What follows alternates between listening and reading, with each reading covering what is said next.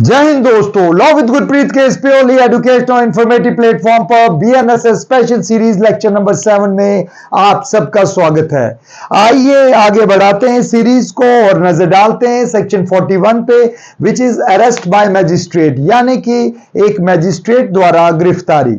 41 की सबसेक्शन 1 कहती है, when any offense is committed in the presence of a magistrate, whether executive or judicial, within his local jurisdiction, he may himself arrest or order any person to arrest the offender and may thereupon, subject to the provisions herein contained as to bail, commit the offender to custody। Subsection 1 कहती है, अगर कोई magistrate, चाहे वो executive magistrate है या judicial magistrate है, उसकी उपस्थिति में, उसकी प्रेजेंस में, उसके मुकामी दायरा हदूद यानी कि उसके अधिकार क्षेत्र में कोई अपराध घटता है, तो उस वक्त वो मैजिस्ट्रेट या तो खुद गिरफ्तारी बाअमल ला सकता है या एक आदेश जारी करके किसी भी दीगर शख्स द्वारा अपराधी को गिरफ्तार करवा सकता है और उसके बाद जमानत के संबंधित प्रावधानों के अनुसार ऐसे अपराधी को हिरासत में भेज सकता है।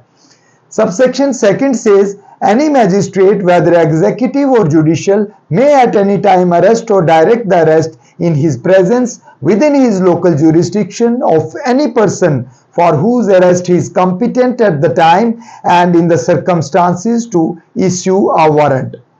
सबसेक्शन 2 कहती है कि कोई भी मैजिस्ट्रेट, चाहे वो एग्जीक्यूटिव मैजिस्ट्रेट है या वो जुडिशियल मैजिस्ट्रेट है, किसी भी वक्त या किसी भी समय अपनी उपस्थिति में अपने मुकामी दायरा हदूद या अधिकार क्षेत्र में किसी भी शख्स को गिरफ्तार कर सकता है या गिरफ्तार करने का आदेश दे सकता है जिसकी गिरफ्तारी के लिए वो उन हालात में वारंट जारी करने का मजाज हो।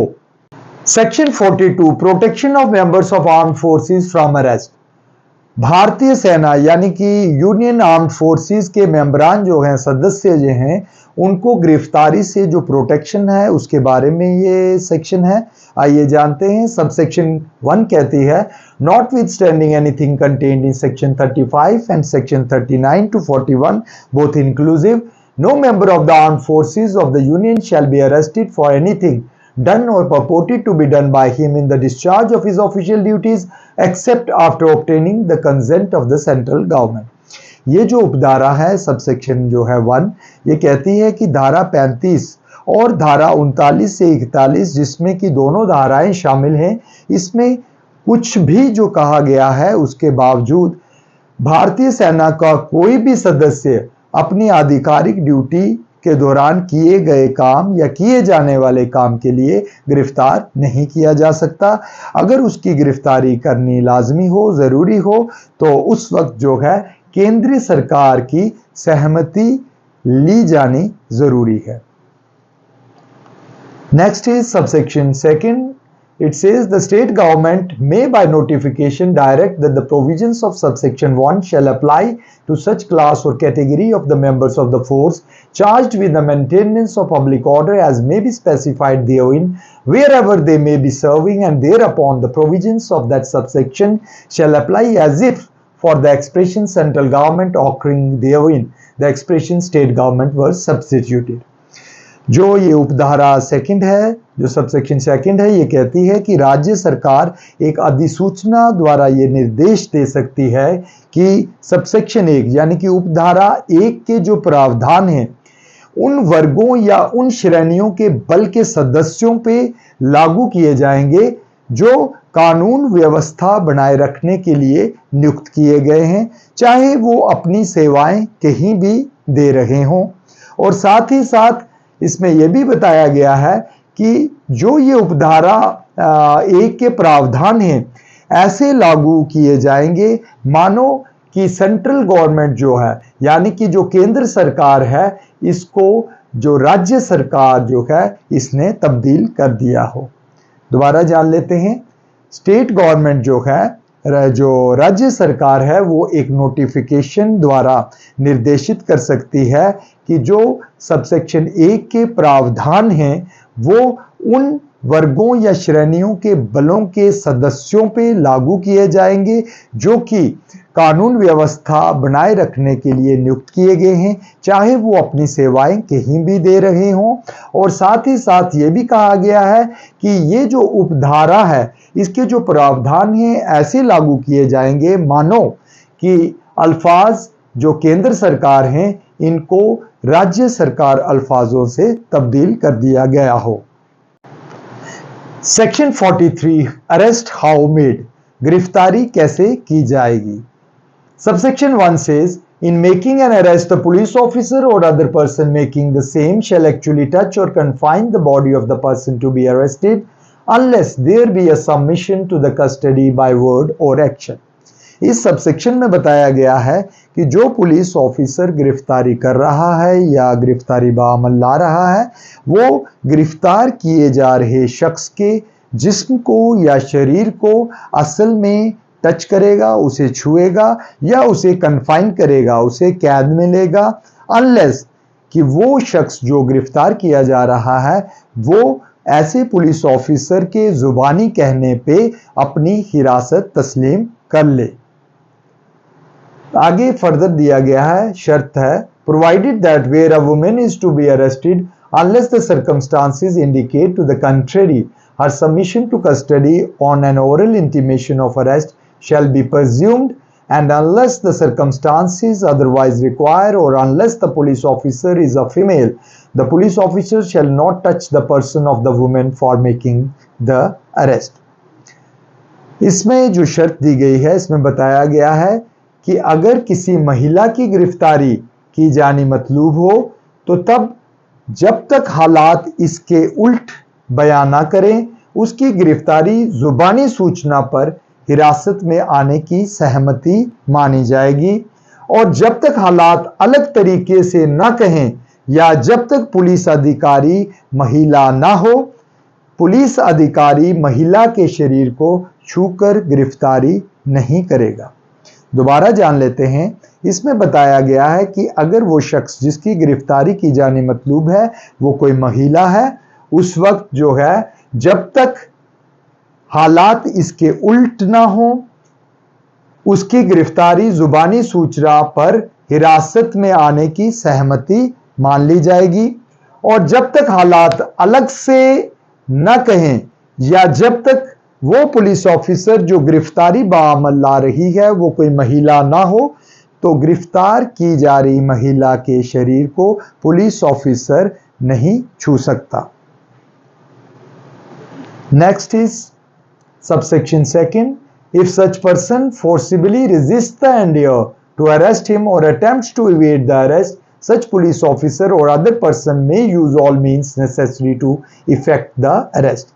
अगर ऐसा व्यक्ति जिसे गिरफ्तार किया जा रहा है या गिरफ्तार करने का प्रयास किया जा रहा है वो जोर जबरदस्ती से विरोध करता है, वो अगर उस प्रयास को गिरफ्तारी जो की जा रही है उस प्रयास को जबरदस्ती से जोर जबरदस्ती से उसका विरोध करता है या गिरफ्तारी से बचने की कोशिश करता है,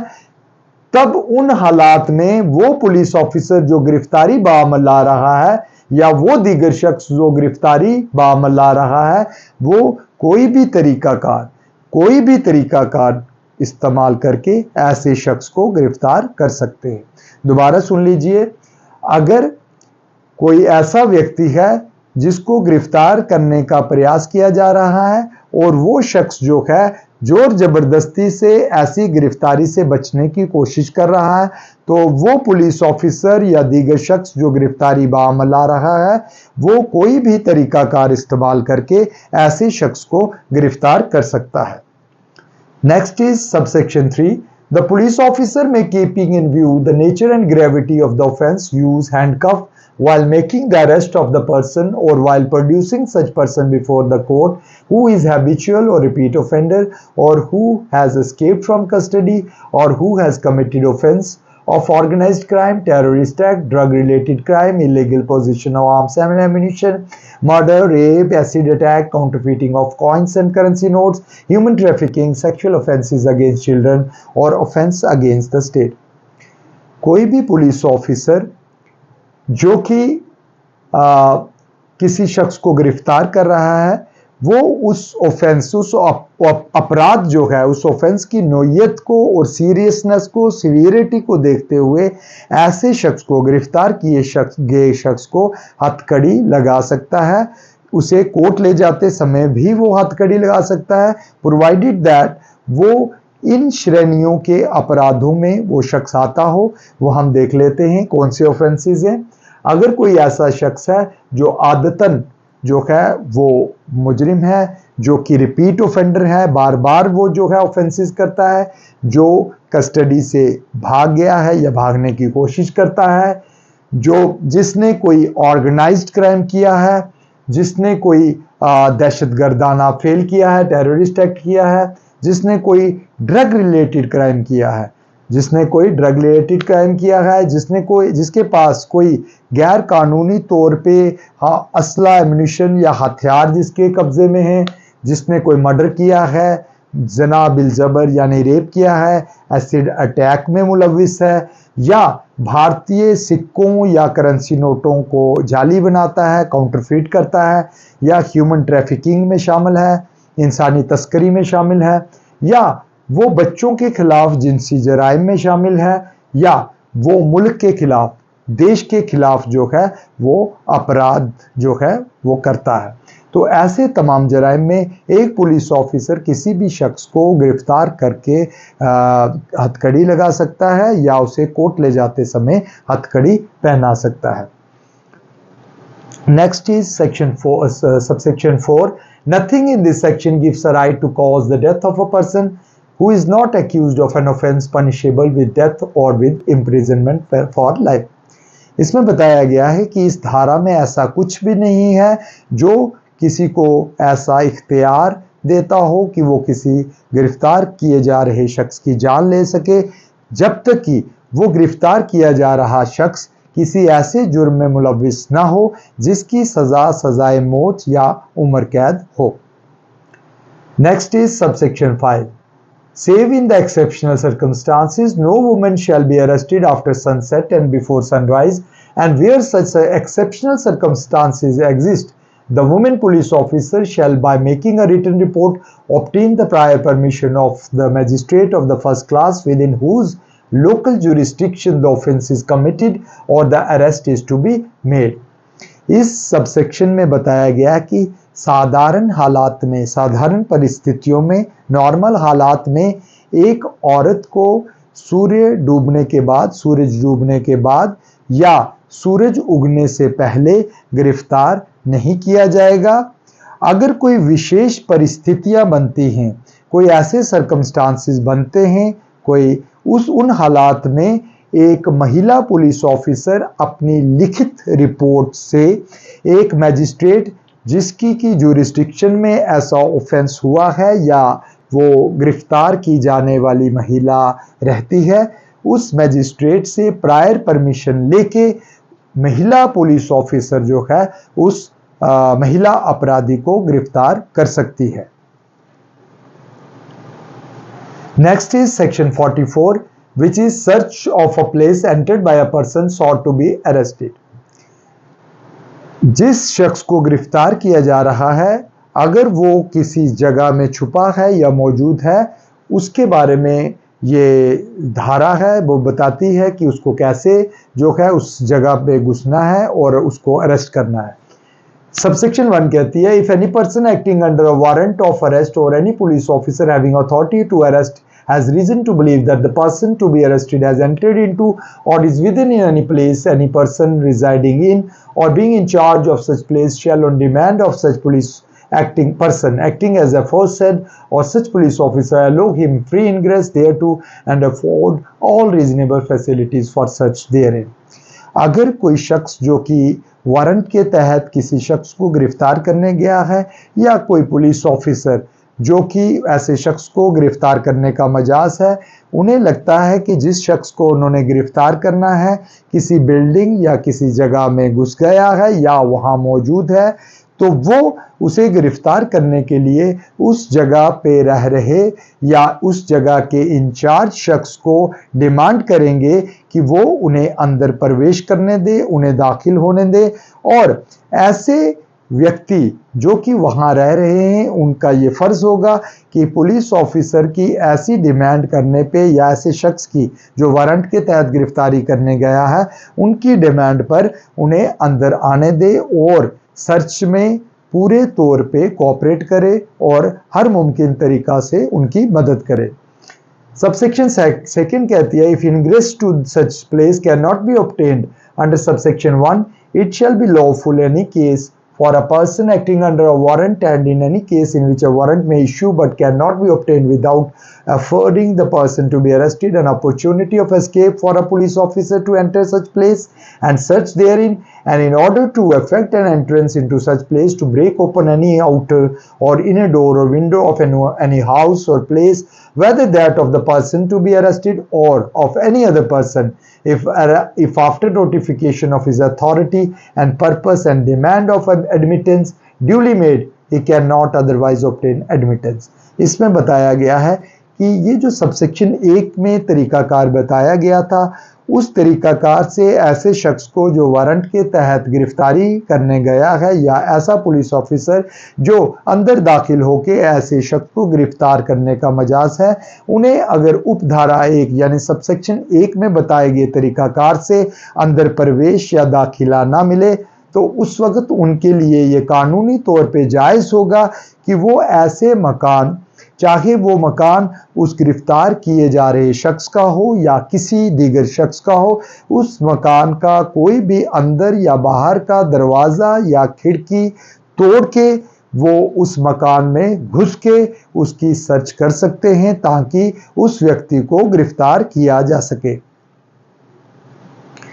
नेक्स्ट है, provided that if any such place is an apartment in the actual occupancy of a female not being the person to be arrested who according to the custom does not appear in public, such person or police officer shall before entering such apartment give notice to such female that she is at a liberty to withdraw and shall afford her every reasonable facility for withdrawing and may then break open the apartment and enter it।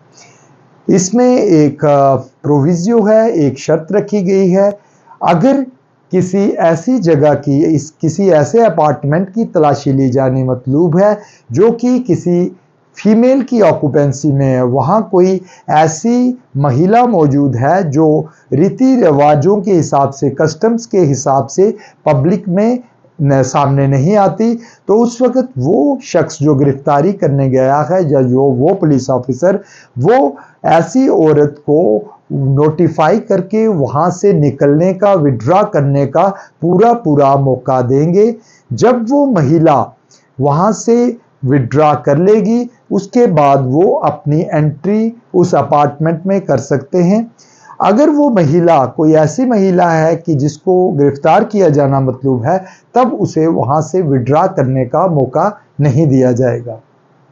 Next is subsection 3, any police officer or other person authorized to make an arrest may break open any outer or inner door or window of any house or place in order to liberate himself or any other person who having lawfully entered for the purpose of making an arrest is detained therein।